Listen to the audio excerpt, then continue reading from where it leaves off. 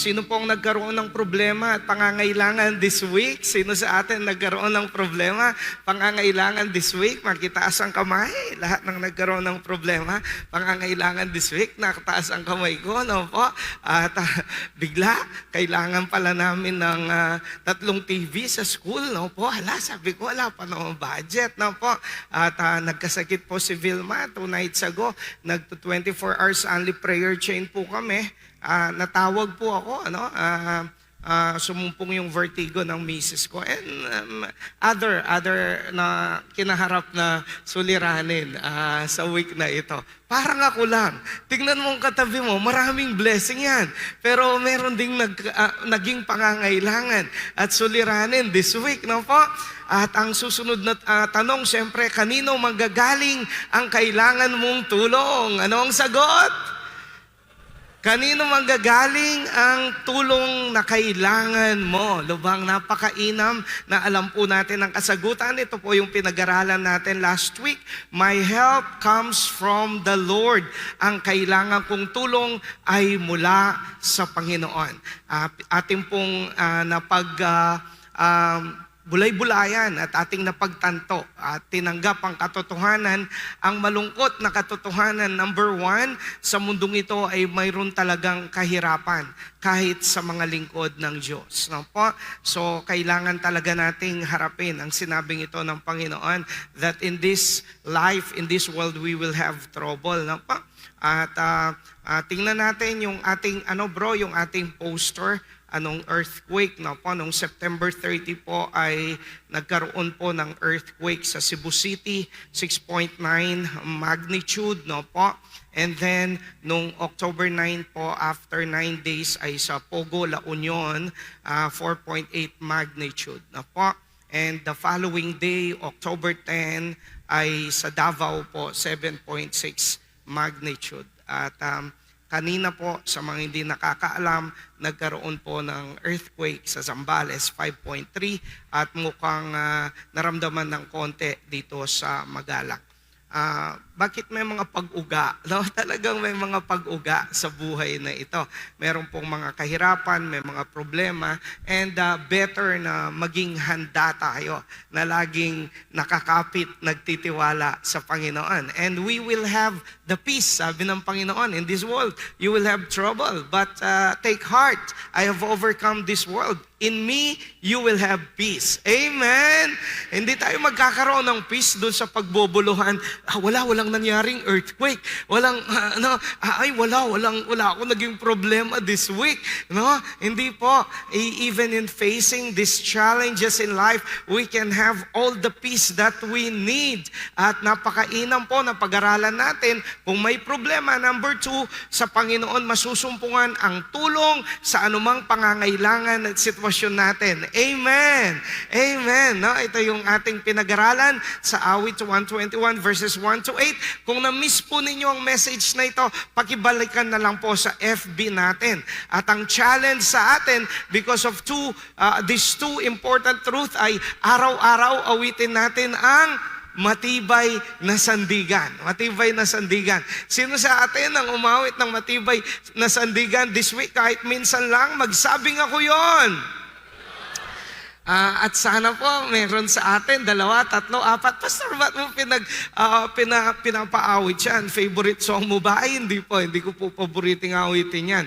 But it is the kind of faith that we need sa panahong ito.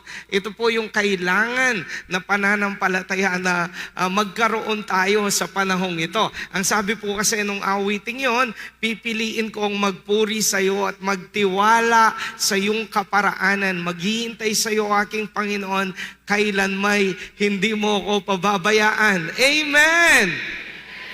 Pagka hindi natin naaawit, hindi natin napanghahawakan ang katotohanan yan, mag-nervyusta palagi. At makanita at balisa tayo palagi. But if we can hold on this truth, sabi doon sa 2 paragraph nung song, higit sa sitwasyon at suliranin ang iyong dakilang ngalan. Sa gitna ng bagyo, aawitan kita, sa lungkot at saya, pupurihin kita, ikaw o Diyos, ang matibay na sandigan sa lahat. And then sinabi yung pinag-aralan natin last week, saan manggagaling ang tulong na kailangan ko? Ang tulong ko'y nagmumula sa iyo, Panginoon. Opo, napakahalaga. Kaya meron po tayong prayer box doon at doon natin sinusulat ang mga kailangan nating tulong at ito po itataas natin sa Panginoon araw-araw. 24 times a day, tinataas po natin yan sa Panginoon. Yung mga prayer items po na ating pong sinusulat doon sa ating prayer box, punta lang kayo sa kanan, kaliwa, opo, hindi kailangan magmukmok dahil meron tayong Panginoon na kayang-kayang tulungan tayo. Amen? Sa mga pagsubok, sa mga pangangailangan, sa mga kalungkutan, sa ating mga kinakaharap na sitwasyon, lahat ng ito dinadala natin sa ating Panginoong Diyos. Ang sabi ng awitin, hindi mabibigo at di mapapahiya sapagkat ikaw ang Diyos na tapat. At yung pangatlong point po na ating hindi naabot last week, abutin lang natin ng konti and then we go to another topic, no po. Pangatlo po, hindi lang sapat na alam natin na ang Panginoon ang solusyon sa lahat ng sitwasyon at kahirapan natin, kundi napakahalaga po, number 3, lumapit at tumawag tayo sa Diyos ng buong pagtitiwala at pag-ibig sa Kanya. Alita po magpakareliyoso yan po. Huwag po kayong magpapacheck ng attendance ngayon.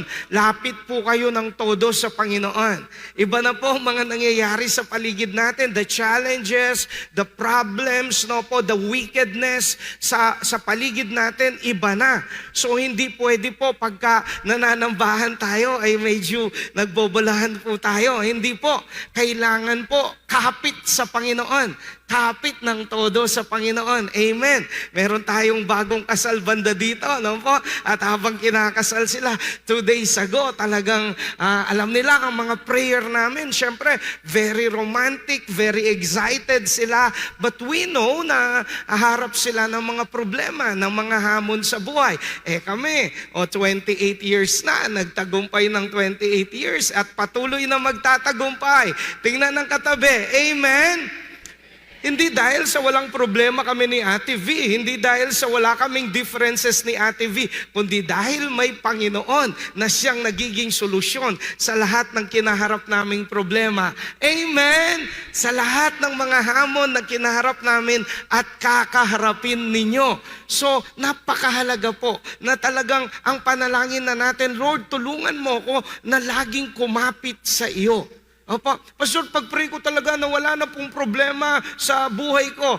Nasa inyo po yun, kung gusto po nyong ipag-pray yun, pero napansin po ninyo, tagal na ninyong pinag-pray yan, pero lagi pa rin may problema.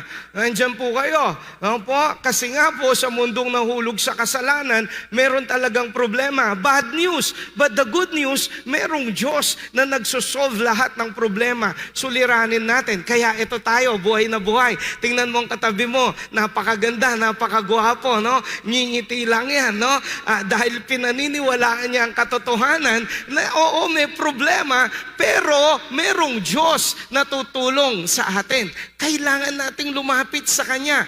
Marunong tayong lumapit kay kapitan, marunong tayong lumapit sa boss natin, sa employer natin, sa kapitbahay, sa kapatid natin, sa tatay, sa nanay, sa teacher. Mahalaga, lumapit tayo at tumawag sa Diyos ng buong pag-ibig at ng buong pagtitiwala. And then, we will be more than conquerors sa mundong ito. Ang sabi po sa Psalms chapter 91, verses 14 to 16. Ito po'y kadugtulang ng message natin last week, leading to our next message po. The Lord says, I will rescue those who love me. Bakit may rescue? Kasi may panganib. Bakit may rescue squad ang magalang? Kasi may panganib. Bakit lahat ng lugar may rescue? Bakit may ambulance? Kasi may panganib. Hindi pa ba natin kayang tanggapin ang katotohanan yun na may mga panganib at problema sa buhay? Pero may Lord na nagre-rescue. Amen? At yun ang dapat nating i-master. Huwag yung panalangin na wala ng problema, wala ng pangangailangan. Minaster na po ninyo yan. Ang i-master na natin ngayon pagka dumating yung mga challenges in life, paano natin ito mapagtagumpayan? Matuntungan sa halip na ito'y maging katitisuran natin at ma-knockdown tayo at wag namang ma-knock out. Paano tayo tumatayo? Paano natin with wisdom, with much faith harapin ang mga bagay na ito? The promise of the Lord says, I will rescue those who love me. Kaya ang pinag-aaralan po natin dito, magpakayaman. Pinag-uusapan din natin yun para sumagana ang buhay. Amen? Kasi mahalaga yon. Pinag-uusapan din natin paano magsikap sa buhay. Pero higit sa lahat, pinag-uusapan natin paano mahalin ang Diyos. Pastor, religious yon. That is Christianity. We love the God who loves us. Hindi puro kabig tayo. Dapat na-bless ako. Si Lord ba nabibless sa atin? Dapat si Lord nabibless sa atin. Hindi tayo lagi yung minamahal, kundi tayo nagmamahal sa Panginoon. At ang nagmamahal sa Panginoon, hindi matatalo, hindi mawawalan, kundi mararanasan ang lahat ng rescue ng Panginoong Diyos. So we teach everyone to love God. Sabi mo sa katabi mo, let us love God. Mahalin natin ang Diyos, wag natin kunin sa pasimba-simba lang.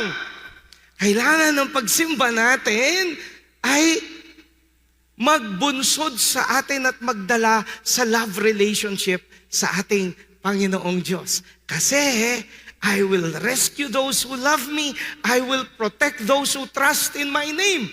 Kaya po, ang pulpitong ito na bigay sa atin ng Panginoon, tinuturuan po kayo magtiwala kay Lord, hindi sa pera. Yung iba gusto nila, turuan mo silang magtiwala doon sa galing nila, doon sa husay nila. No, yung mga positive thinking. No. We teach everyone to trust in God. Hindi sa anumang nasa atin. Magandang pakinggan ng mga yon. Ang galing mo, ang talino mo, ang husay mo, kaya mo yan. Hindi natin kaya. Apart from God, we can do nothing. Ang mga tao, gusto lang nila magsimba. Parang ma-encourage, ma-inspire.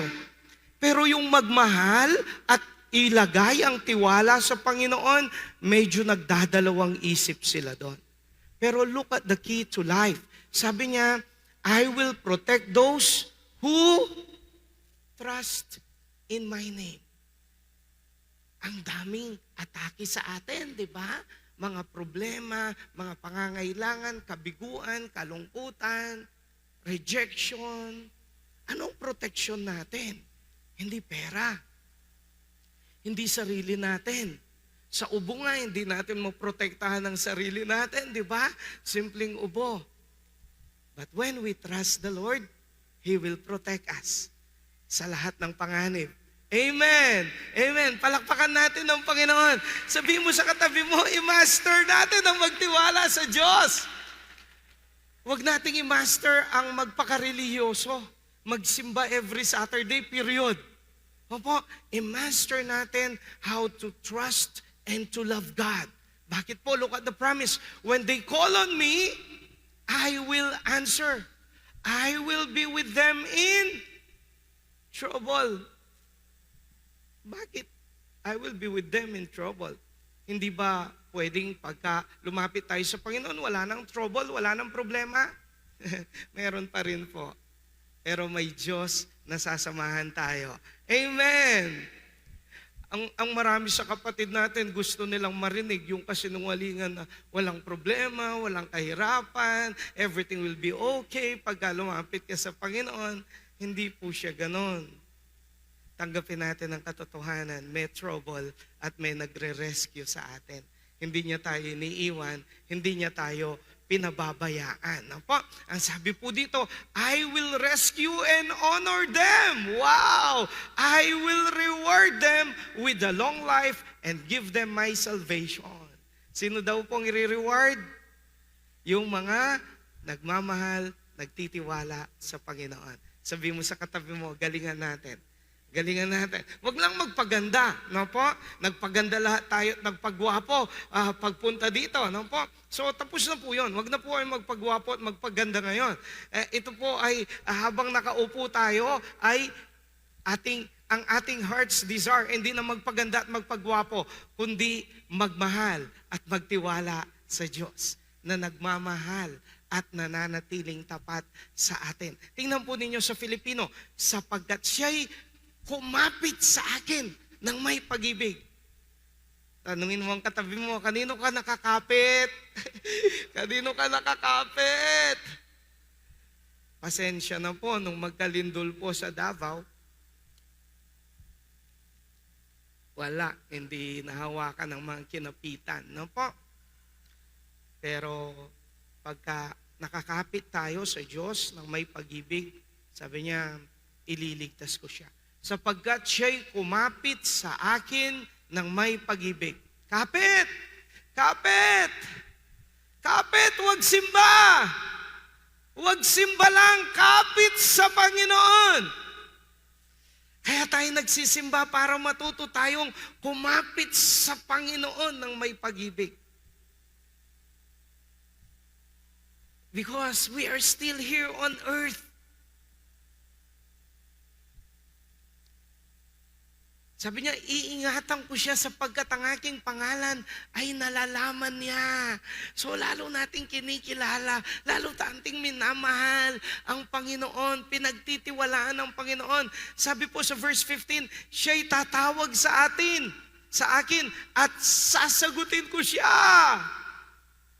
Ang daming tumawag nung nagkalindol, di ba? Paano pagka walang lindol? May 24 hours only prayer chain po tayo. 4 months na po, 4 months na. May 200 ang nakikibahagi. We call upon Jesus! Jesus! Pastor, gusto ko lang magsimba. Ayoko nang tumatawag kay Jesus. Ay, hindi po. Kaya po tayo nagsisimba para tumawag kay Jesus. Kasi ang sinasagot, yung tumatawag. Maliwanag po yun sa pangako ng Panginoon. Kaya minamaster natin yun sa 24 hours only prayer chain. Binubura ng mundong ito ang pangalang Jesus ang Panginoon. Kaya tayo pa ulit-ulit natin itong binabanggit. Siya'y tatawag sa akin at sasagutin ko siya. Ako'y magiging kasama niya sa kabalisahan. Pastor, ayoko talaga yan. Yung pangakong yan na sasamahan tayo ni Lord sa kabalisahan. Gusto ko walang kabalisahan. Meron po talaga. Kaya ang pangako ng Panginoon, sasamahan niya tayo sa kabalisahan. At ang kabalisahan, mapapalitan ng kapanatagan at kapayapaan dahil ang Prince of Peace ay sinasamahan tayo. May solusyon naman, tanggapin na natin ang katotohanan na may kabalisahan talaga. May kahirapan talaga, hindi natin pinagpipray pero dumarating ang mga to. At dapat, matuto po talaga tayo na maniwala, manampalataya sa Panginoon. Sasagipin ko siya. Pagka merong anong tawag doon sa beach at sa swimming pool, yung nagbabantay, lifeguard. No po? Pagka may lifeguard, may dala siyang safeguard, di ba? So, yung lifeguard, bakit may lifeguard? Kasi minsan, may nalulunod. Tingnan mong katabi mo, nalunod ka na ba? Ako, nalunod na ako. Sinagip ako ni Lord. Hindi siguro sa tubig, pero nalunod ako. Sa kahirapan, nalunod ako. Sa pagsubok, pero may sumagip sa akin. Kaya parang hindi ako nalunod. Mukha ba ako nalunod? Tingnan mong katabi mo, hindi yan mukhang nalunod. Hindi dahil walang paglubog, kundi dahil may paglubog, may sumagip. Kaya hindi na mukhang nalunod yan. Sabi mo sa katabi mo, ang ganda mo talaga. Hindi ka mukhang nalunod. No? At hindi ka mukhang lunod ngayon dahil ang Diyos ay sinasagip tayo. Sabi niya, pararangalan ko siya. Can you imagine that? Ang Diyos ang magpaparangal sa atin. Aking bubusugin siya ng mahabang buhay at ipapakita sa kanya ang aking pagliligtas. The Lord promised this sa mga nagmamahal sa kanya, kumakapit sa kanya ng todong pagmamahal. Sa kumakapit sa kanya ng may pagtitiwala. Kaya yun ang imamaster natin. No po? The deception, siyempre, ng diablo. Akala ko ba, lumapit ka na Diyos, pero bakit may problema ka pa? Talaga pong may problema. Talagang may kahirapan. Pero may Diyos na nilapitan natin. Ngayon, lalo nating mararanasan ang dakilang pagkilos niya sa ating buhay. Pag hindi na may kakailang katotohanan na ang Christian may problema, hihimukin naman tayo ng diablo, nakalimutan ng Diyos. At sa iba lumapit. Kay konsehal na lang, kay mayor na lang. And then, pagka hindi tayo matulungan ng mga opisyalis natin, nawawalan tayo ng pag-asa. Hello, meron tayong Diyos. Ang mga pinuno natin, ang magulang natin, ay nakakatulong sa atin dahil sila'y ginagamit ng Panginoong Diyos. And even without them, kaya tayong tulungan ng Panginoong Diyos. Amen! Lumapit sa Panginoon. Sasabihin ng diablo, lumapit ka sa Panginoon, mababaw lang. Okay na yung nagsimba ka. No? Piliin mo lang yung naririnig mo. Pagka yung nakaka-inspire, yun lang ang gusto mo. Pagka tungkol sa paglilingkod at pagmamahal sa Panginoon, huwag mong pakinggan yun. Hindi mo kailangan yun. Yun nga po ang kailangan natin para maranasan natin ang victory upon victory. The entire Word of God. Musta ang bawat umaga mo pagkagising? Kumusta na ang mga paggising natin? Masaya po ba ang pagkagising tamo? Masigla ba? Malakas ba? Maganda ba ang umaga natin? And then maganda ba ang buong araw natin? Napakahalaga po na pag-usapan natin yung tamang paggising. Sabihin mo sa katabi mo, tamang paggising. Ano ang ginagawa mo pagkagising? Di ba? Ano yung unang ginagawa natin pagkagising? Hindi po pangalawa, hindi po pangatlo, hindi po pang-apat. Alam ko po, nagdi-devotion kayo, marahil pang-5 o kaya pangalawa doon sa ginagawa nyo, o kaya pang-10, pang-15. Ano pong unang ginagawa natin pagkagising? Napakahalaga po nun. Neuroscience, even science, dictates na kung ano yung unang ginawa natin sa umaga, magdidikta yun sa magiging araw natin. Yung buong araw natin. Therefore, yung buong buhay natin. Kung pangit yung paraan natin, unang gagawin natin, mali, magiging mali, mahirap, hindi maganda ang buong hapon at buong gabi natin. Ano ang resulta ng unang ginagawa mo pagkagising? Balikan natin, kanina pagkagising natin, anong unang ginawa natin? Pastor, ano ba ang pinakamaganda at pinakamabisang gawin pagkagising sa umaga? Alam na po ninyo, manalangin. Lumapit sa Diyos. Pagkagising, sigad agad. Pagkagising, sigad agad. Meron po tayong Global Revival Prayer Watch. 3 hours po yun. Monday po yun, 6 to 9 a.m. via Zoom, YouTube, FB. No po, iba-ibang mga probinsya ang kasama natin. So may sigaw doon. Pagka nagsimula, ang isisigaw ko doon, every gising is a blessing. Dinugtungan nyo ni Pastor Edwin. Pagkagising, sigad agad. Dahil every gising is a blessing, therefore, pagkagising, sigad agad. Kasi yung gising natin galing sa Kanya eh. Alangan naman lagpasan natin yung nagbigay sa atin ng buhay, hininga, pagkagising natin. Alangan naman ano-ano nang gawin natin, yung nagbigay ng lahat ng ginagawa, tinatangkilik, sinusuot, ginagamit natin, hindi muna natin papansinin. Can you imagine that? Si nanay, si tatay, naghanda ng pagkain, binigyan tayo ng baon, and then, pati damit natin, pamasahe natin, and then di natin siya pinansin. Basta dire-diretso lang tayong lumabas. Ano yun? Kabastusan, di ba? It's disrespect sa nanay natin na naghanda ng pagkain natin, naglaba at nagplansya ng damit natin. How about to God? It's also disrespect.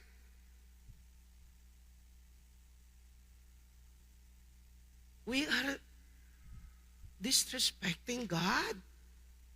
Pagkagising, hindi siya agad. Kasi He deserves it.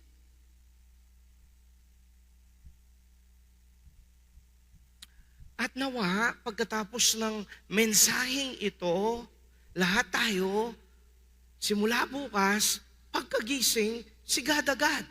Pastor, nagdi-devotion na nga po ako, pang-ilan nga.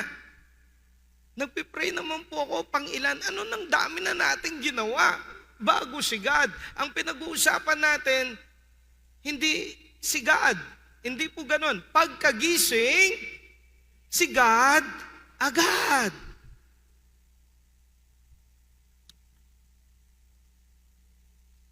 Ang kahit anti-climax po, pwede ko kayong anyayang tumayo, yung mga mabilis pong makatayo at manatiling nakatayo, hawakan natin ang ating Biblia. Po, sabihin natin, itong aking Biblia, itong perpektong salita ng Diyos, mamahalin ko ang aking Biblia, ito ay aking matapat na babasahin, pakikinggan, pagbubulay-bulayan at isa sa buhay.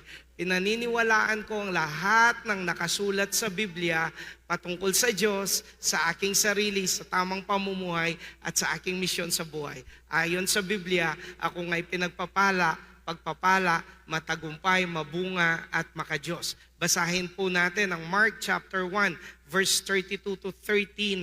Ang sabi po sa verse 32, after the sun had set and evening had come, people brought to Jesus all the sick and those who had demons. All the people of the town gathered in front of the house. Jesus healed many who were sick with all kinds of diseases and drove out many demons. He would not let the demons say anything because they knew who He was. Ang dami niyang ginawa sa araw na yon, then natulog siya. Pagod na pagod. Alam po niyo kung anong ginawa niya pagkagising? Verse 35, very early the next morning, long before daylight, Jesus got up and left the house. He went out of town to a lonely place where He prayed. Pagod na nga, gumising ng maaga, maraming gagawin, pero nag-pray muna. Ang dami niyang gagawin sa araw na yon. Pero nag-pray muna ang Panginoong Hesukristo. Tingnan natin ang mga disciples, verse 36. But Simon and his companions went out searching for Him. Hindi nagpe-pray yung mga disciples, they are searching for Him. Bakit? And when they found Him, they said, everyone is looking for you. Hinahanap nila si Jesus dahil yung iba, hinahanap siya. Pero sila, hindi nila hinahanap. Kaagad ang Panginoong Diyos. Sabi sa verse 38, but Jesus answered, we must go on to the other villages around here. I have come to preach in them also because this is why I came. So He traveled all over Galilee, preaching in the synagogues and driving out demons. Sa ating pagupo, sabi po sa Filipino, thank you po, pagsapit ng gabi, pagkalubog ng araw, dinala kay Jesus ang lahat ng may sakit at ang mga sinasapian ng demonyo. Halos lahat ng taga roon ay nagkatipon sa harap ng bahay. Pinagaling ni Jesus ang maraming may sakit, anuman ang kanilang karamdaman. Pinalayas din niya ang mga demonyo at hindi niya hinayaang magsalita ang mga ito sapagkat alam nila kung sino siya. Ito yung nakaraang araw ng Panginoon sa Mark chapter 1. Punong-puno. nagpagaling. Maraming tao nakipagbaka sa mga demonic spirit. Hindi isa, marami. Pinalayas niya yung mga demonic spirits. Sa kanyang katawang panlupa, may kapaguran ng Panginoon. At marami pa siyang gagawin kinabukasan. Sabi mo sa katabi mo, parang ikaw, pagod ngayon, bukas marami pa rin gagawin. Ano kasing gagawin natin bukas? Sunday bukas, pagka Monday, ano kasi? Si Lord, ang dami-dami niyang gagawin. Pero ano po ang ginawa niya? Look at our Lord. Siya yung Panginoon natin. Siya yung modelo natin. Katatapos ng isang araw na punong-puno ng pagkikibaka, paggawa ng kabutihan, paglilingkod. Then verse 35, madaling araw pa'y bumangon na si Jesus at nagpunta sa isang lugar kung saan maaari siyang manalangin mag-isa. Hinanap siya ni Simon at ng mga kasama nito. Habang siya nagpe-pray, yung mga alagad hanap ng hanap. No? Nandun na yung pagkabalisa, yung pagkalito sa kanila. Nang matagpuan siya, ay sinabi nila, hinahanap po kayo ng mga tao. Ngunit sinabi niya sa kanila, kailangan pumunta rin tayo sa mga karatig bayan upang makapangaral ako roon. Ito ang dahilan ng pagparito ko. Si Jesus, punong-puno ng kapayapaan, punong-puno ng kapanatagan, alam na niya, gagawin niya nung araw na yon. Bakit? He already prayed. Full of peace. Full of focus. Bakit? Nag-pray na siya. Yung mga alagad, di pa nila alam kung anong gagawin nila nung araw na yon. Kaya tuliro sila, nalilito sila.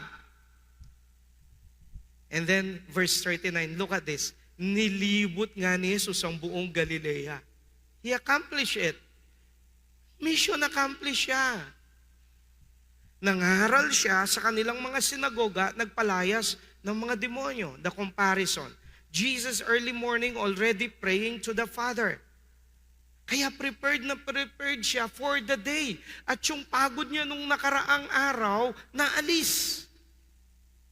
Hindi dahil sa natulog lang siya, kundi sinimulan niya yung umaga dun sa tamang paraan. Science says, yung unang gawin natin sa umaga, it will make or break yung whole day natin. Somehow, magkakaroon yun ng epekto. Kaya si Jesus, tama yung ginagawa niya pagkagising, kaya full of power, He's victorious, He's so fruitful, He's full of peace.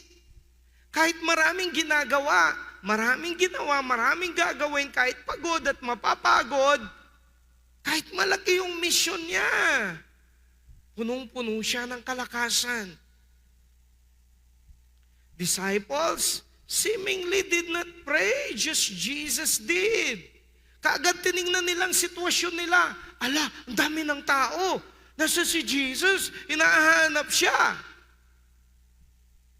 So, nababahala, mabigat ka agad, wala pang ginagawa. At parang nalilito sa dami ng nakikita sa harapan. Pastor, ba't mo nasasabi yan? May hugot ako dyan di ba? Wala pa tayong nagagawa, nalilito na ako. Natutuliro na ako pagkagising ko. Kasi, what we are doing pagkagising, titingnan ang maraming gagawin. Nandyan po kayo? O ako lang? Kaya tuloy, dahil kaagad tiningnan the situation, the urgent things, the problem, wala pang nagagawa, mabigat na, nababahala na, pagod na. Pagkagising, sigad agad. Lumapit at tumawag tayo sa Diyos ng buong pagtitiwala at pag-ibig sa Kanya. Every day, every day. Kaya meron tayong 24 hours only prayer chain in the middle of the day or in the evening, or yung worship and cell celebration natin, yung cell groups natin. Kasi gusto nating magbabad sa presensya ng Panginoon. Mahalaga po ang 24 hours only prayer chain. Pastor, wag na nga natin pinag-uusapan yan. Pag-usapan na lang natin yung pangarap ko. Kaya po natin pinag-uusapan ng 24 hours only prayer chain para din sa pangarap mo. Kasi si Lord ang magbibigay kaganapan nun. Hindi yung paraan natin, kundi yung paraan ng Panginoon. Di ba sabi niya, tumawag kayo, tutugon ako. Pastor, ang dami kong problema, pinag-uusapan pa natin. Ano po? Paglilingkod. Sabi ng Panginoon, yung mga tapat, ire-rescue niya. Kaya tinuturuan po ang bawat isa na maging tapat sa Diyos. Kasi kailangan natin ng rescue ng Panginoon, puwera pa dun sa tama lang na mahalin natin ng Diyos na nagmamahal sa atin. But this world, pipilitin niya tayo na mag-focus dun sa sarili lang natin. Nothing to do about God and to other people. Hindi po sa Diyos yun. Ano ang greatest commandment? Love the Lord your God with all of your heart, with all of your mind, strength, soul. What is the second? Love your neighbors as you love yourself. Yun po ang Christianity. Huwag natin pong bigyan ng ibang definisyon ng Kristyanismo na ang Christianity magsimba na bless ako, Kristiyano ako. Hindi po siya ganun. Christianity is loving Jesus. And because we love Jesus, we obey His commandments. That's why the people will know that we are His disciples dahil nagmamahalan tayo, naglilingkod tayo sa Panginoong Diyos. Focus po tayo doon sa daily morning devotion. Pagkagising, si God agad.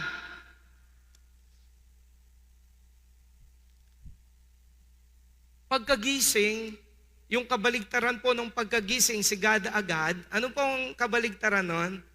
Ito po siya. Pagkagising ay mali agad. Ano yung mali agad? Pagkagising, aalisin mo yung D dun sa God. Aalisin mo yung D dun sa God. Ano po? God magiging go. Pagkagising, go agad! Wala nang God. Go agad! Let's do it na! Mali po eh. Kaya mabigat. Kaya tuliro. Kaya lito. Kaya pumapalpak. Kaya nahihirapan. Kasi pagkagising, go agad! Go agad saan? Sa schedule, sa planning natin. Guilty po ako dyan sa number 1. Hugot ko yan. Sino pang gustong umamin? Pagkagising, hindi naman, God! No, pagkagising, ay gagawin ko pala ngayon, ganito. Oo nga pala, no? Magpipray nga ako. Ay, meron pa nga pala, ito pa.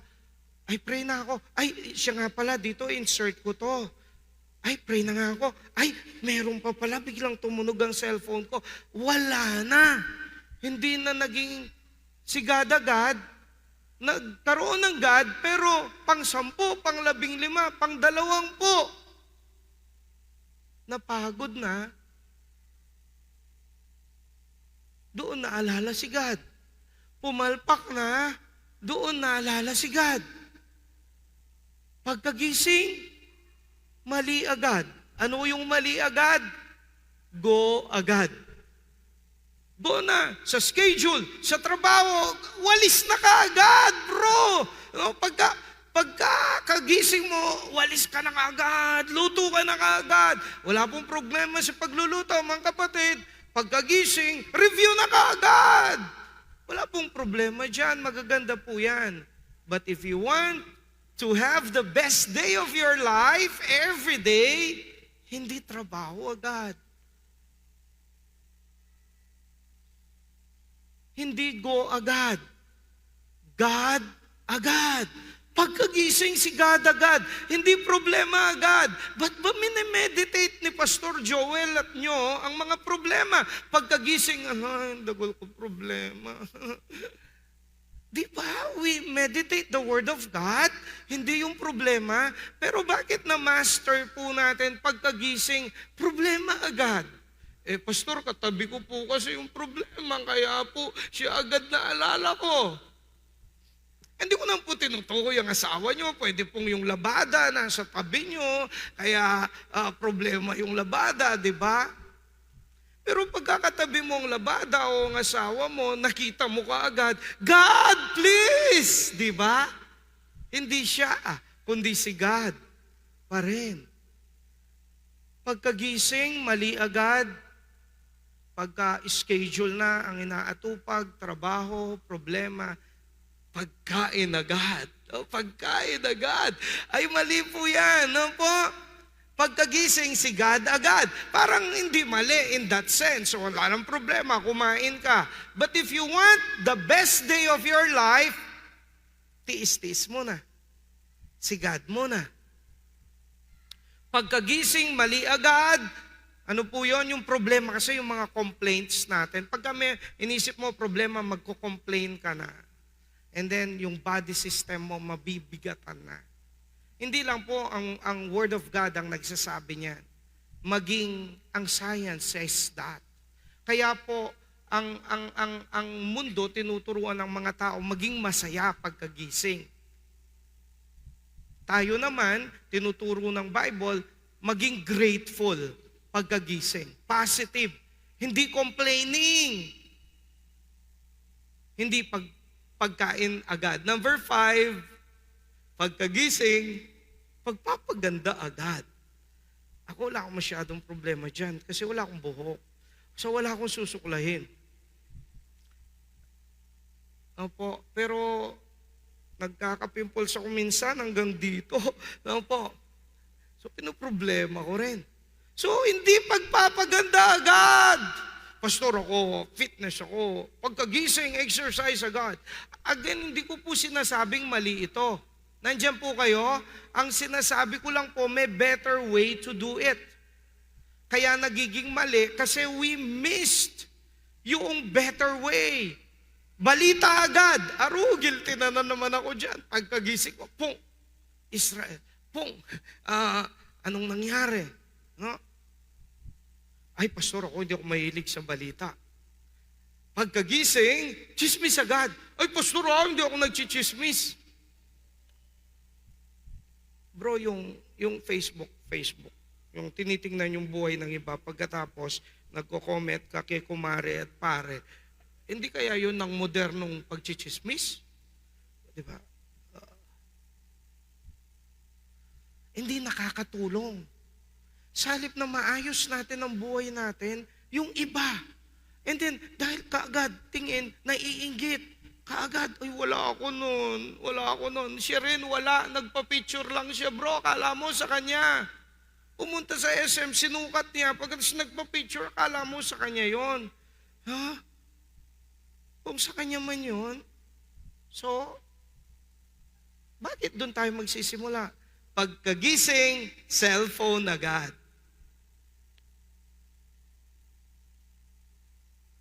Natatawa ang misis ko kasi ako yan. Pastor, di kayo nagdi-devotion? Nagdi-devotion ako pero hindi yun ang nauuna. Nagsisi na po ako. Cellphone muna ako. Baka may nangangailangan ng dugo, baka may balita, baka may sagot yung tinext ko gabi. Yan po, saksi yung misis ko. Hindi ko na po tinatabi ngayon yung cellphone ko sa pagtulog ko. Kasi kailangan ko ng magbagong buhay. Kasi pagkagising ko, kaagad, dyan alarm clock. Bumili na po ako ng alarm clock, hindi na po yan ang alarm clock ko. Kasi pagka nag-alarm yan, pung, may patad na nawawala yung sigad agad. So ngayon may alarm clock na po ako. Ang hirap nang bumili ng alarm clock ngayon, bro. Kasi wala nang gumagamit. No pa? Pagkagising sigad-agad. Ano po sabi sa Psalm 90 verse 14? Sabay-sabay po tayo.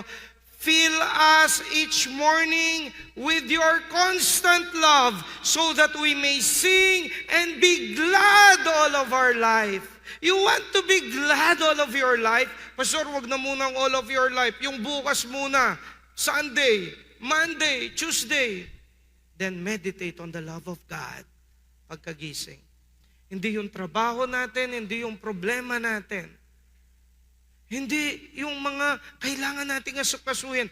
Tuwing umaga, ipadama nyo sa amin ang inyong tapat na pag-ibig upang umawit kami ng may kagalakan at maging masaya habang nabubuhay. Hindi pala pera. Magpapasaya sa atin habang nabubuhay, nakakatulong yon, kailangan natin yon. Pero ang magpapasaya pala sa atin habang nabubuhay, pagkagising mo, you go to God and you be amazed with His love, with His faithfulness. And then, magiging masaya, puno ng kagalakan ang buhay natin. Di naman nang bobola si Lord. Ang cellphone ang nambobola. Ang damit natin, ng pera, ang nambobola.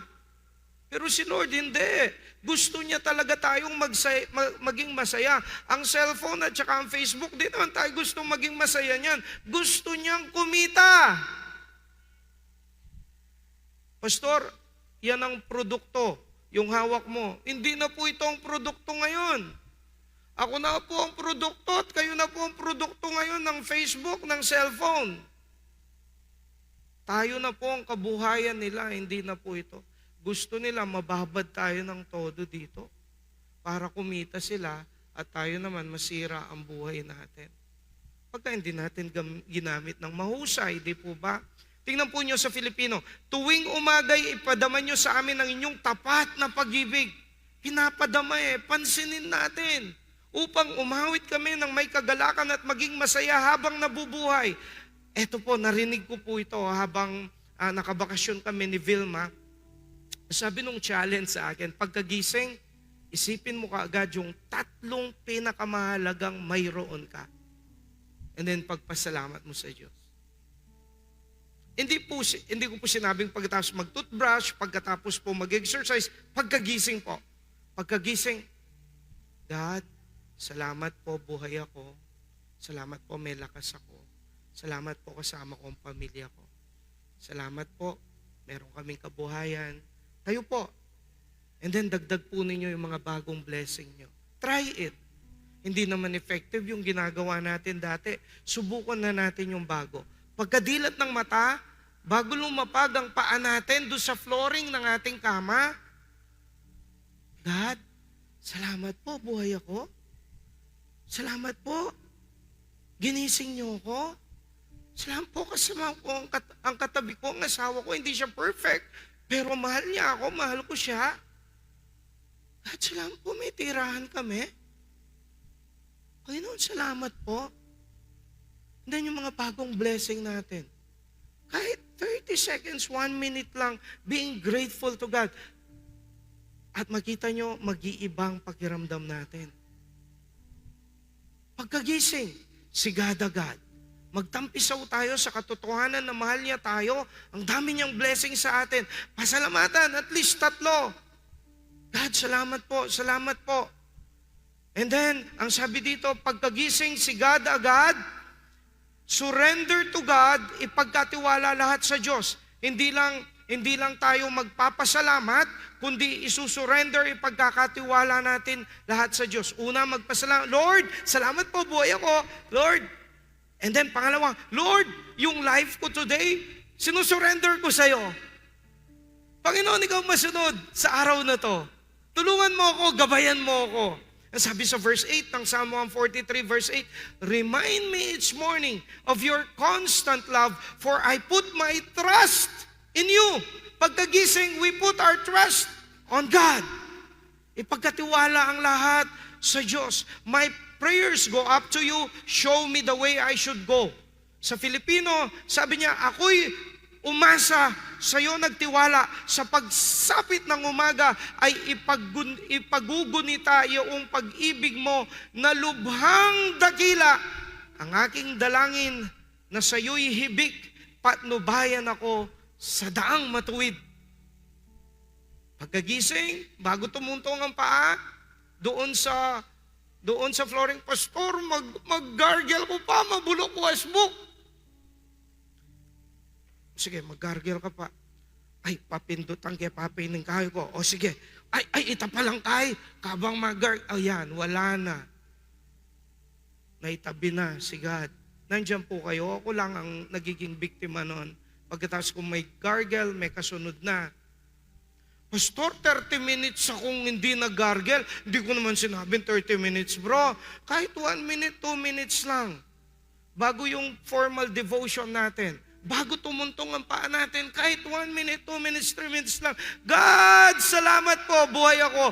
God, salamat po. Lord, ang araw na to, pinagkakatiwala ako sa inyo.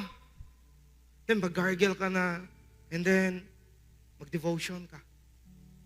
Or else, maiisahan na naman tayo. Ay, ako nga lang palang naiisahan dito.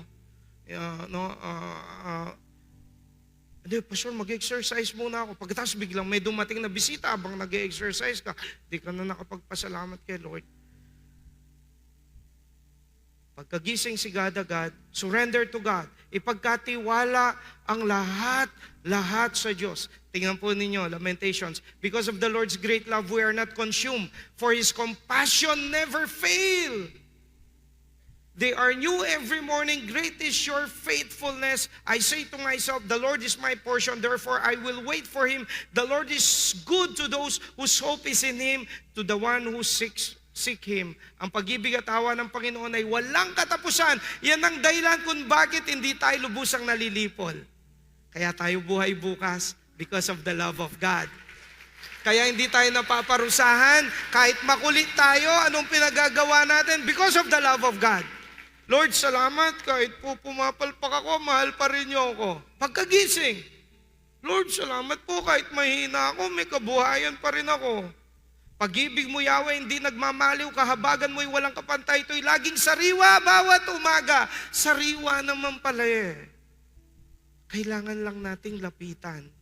Pagkagising si God agad, sabihin at ilagak ang mga kahilingan at sitwasyon sa Diyos. Sa umaga, O Panginoon, naririnig ninyo ang aking mga panalangin habang sinasabi ko sa inyo ang aking mga kahilingan at iniintay ko ang inyong kasagutan. Pagkagising, bago tumuntong ang paa, God, salamat po. Salamat, buhay ako. Salamat po. Napakabuti niyo sa akin. Salamat po kasama ko ang pamilya ko. Lord, nilalaga ko ang buong buhay ko sa araw na ito. Gabayan niyo ako. Panginoon, siya nga po pala, may babayaran ako mamaya. Tulungan po niyo ako. Lord, oh Lord, nag-gargle na po ako. Tutuloy ko na lang mamaya. Nandiyan po kayo? Nandiyan po kayo? And then pag-gargle natin, o ano man ang gusto niyo gawin na kakaunti, and then diretso na sa devotion natin. Labanan na tiwaksi ang paggising go agad. Ano po yon? Schedule o planning agad, trabaho agad, problema agad, complain agad, pagkain agad, pagpapaganda agad, exercise agad, balita agad, chismis agad, cellphone agad. Itabi po natin yan. Unahin natin ang Diyos. Pagkatapos ng a minute, 2 or 3, pwede na po kayo mag-exercise kung gusto nyo. So magluto, then devotion tayo.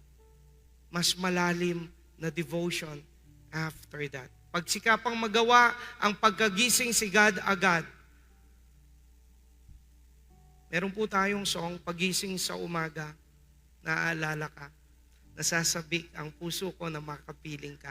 Umaawit, sumasamba, sumasayaw sa'yo, naghihintay ng pangungusap mo. Ayaw kong magkulang ng kapangyarihan mo. Ayaw kong magkulang ng kabanalan mo. Isus, dakila ka, tanging sandigan ko, lakas ko ay nanggagaling sa'yo. I want to challenge you po.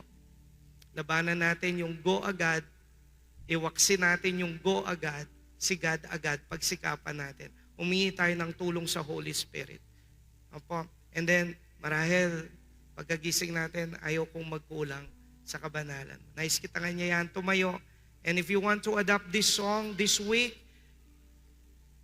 awitin natin to this week. Pagkagising nyo siguro, before or after yung mag-gurgle, basta kaagad magpasalamat, and then before, after nyo mag-gurgle, awitin natin to. And then tuloy-tuloy lang natin. Hindi ako magugulat dahil inuuna nyo ang Diyos, and then hindi na muna kayo tatayo dahil niyayakap kayo ng Panginoon, kinakausap kayo ng Panginoon, pinapalakas kayo ng Panginoon. If you are that person, nais mo sabihin, ayoko na doon sa pagkagising go agad, ayoko na doon, gusto ko na sa pagkagising sigad agad. Mga kapatid, marahil iniisip nyo simple lang ito. No, it's not. It's not. Naiisahan tayo pagka inuuna natin ang ibang bagay. I pray you will find the wisdom behind this message. And I pray that you will commit today na pagkagising natin, kahit ilang minuto lang, bago pa sumayad ang paa natin, doon sa flooring natin, Lord, salamat po. Salamat po. Buhay ako. Salamat po. Panginoon, ang buong araw na ito, binibigay ko sa iyo. Maghari ka sa buhay ko. Meron pong kakaharapin ngayon, tulungan po nyo. Lahat ng nagsasabing sigad-agad, pagkagising nyo, halip po kayo dito sa harapan, nanyayahan ko po kayo. Bilisan lang po, iakbang ninyo ang inyong paa, nais nyo sabihin, ayoko na yun dun sa go agad. Ayoko na doon. Ayoko na doon sa go agad. Gusto ko sigad agad. If you are not convinced doon sa kahalagahan ng mensaheng ito, sabihin mo sa Panginoon, Lord, I don't fully understand this message. Pwede naman alas 9, pwede naman alas 10, pwede naman pagkatapos kong gawin ang aking review, ang aking pagsusuklay. Bakit kailangan mong mauna? I don't fully understand, Lord. Pero Lord, if this message is from you, kausapin mo ako, convince me na ikaw ang mauna talaga pagkadilat ng mata ko, pagkatakbo ng isipan ko. Isang kamay nakataas, isang kamay sa dibdib. Kausapin po natin ang Panginoon. Meron sa atin dapat magsisi, humingi ng tawad, na hindi natin nauna ang Panginoon.